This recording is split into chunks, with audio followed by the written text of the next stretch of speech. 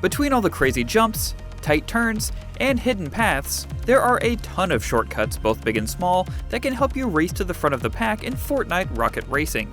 We're here to share the best shortcuts we've found so far.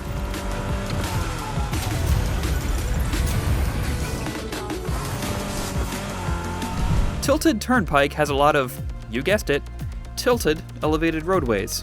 One of the best, albeit risky, shortcuts is between the two tunnels filled with obstacles. Coming out of the first tunnel, try and stay low on the wall since you'll be trying to hit the underside of the elevated highway. Air dodge up to the top of it, and then immediately enter a drift going left. If you enter it at the right angle, you can keep the drift going for almost the entirety of this path, and you'll hit a boost pad at the end right before entering the second tunnel. Save boost if you have it for the drift before the tunnel, in case you're coming into it too hot and miss your entry point.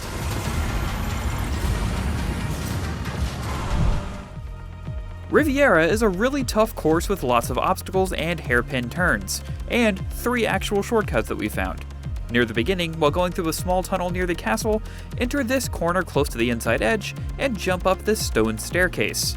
There will be invisible walls to your left that won't appear unless you're really close, so you have to start the drift before you can barely even see them. Be ready to feather jump in the air and keep your boost handy for mistakes on the exit.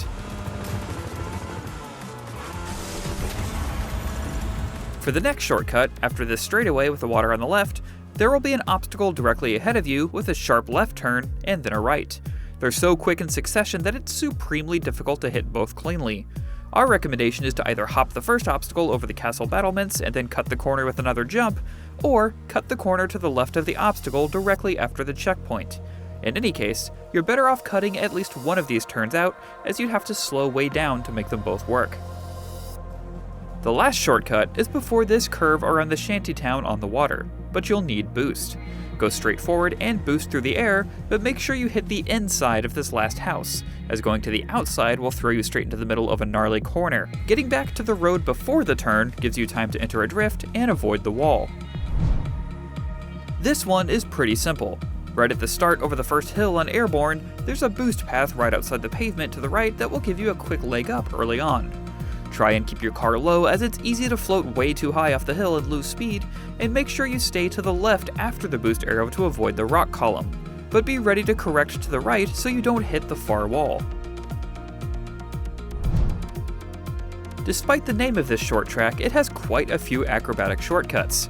For the first, go underneath the elevated tunnel right at the start to hit a speed boost at the end of the dirt path. After coming out of the half-pipe after that, stay to the left to find another dirt path and air dodge onto the wall to hit the boost pad. After jumping off that one, stay on the outside of the track and air dodge back on before inching your way to the top of the wall to hit more boost pads. Next, use your boost to get from the next platform onto the top of the tunnel. Drift around the top of it and air dodge up to the path above to get another boost pad.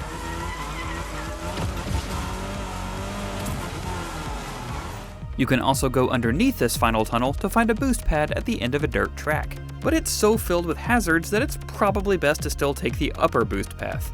Still, if you want to watch me drive through it just like an absolute crazy person, please enjoy.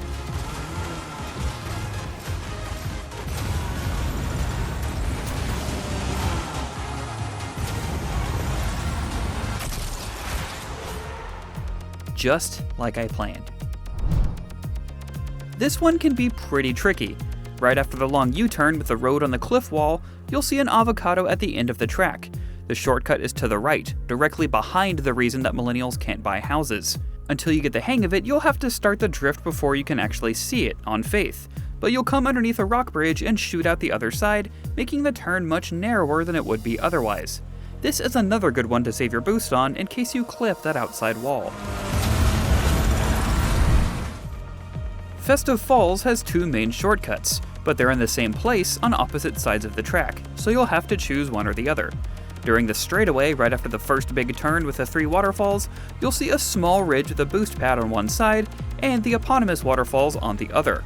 Both are pretty easy to get to, and we'd probably recommend the waterfalls, especially if you have boost, as it cuts out a big swath of track. Either way, you'll be getting a little speed up from either side. And those are the best shortcuts we've found so far in Fortnite Rocket Racing. We hope you found this guide useful, and while you're here, make sure to check out our essential tips and tricks. And for everything else gaming, you're already in the right place. IGN.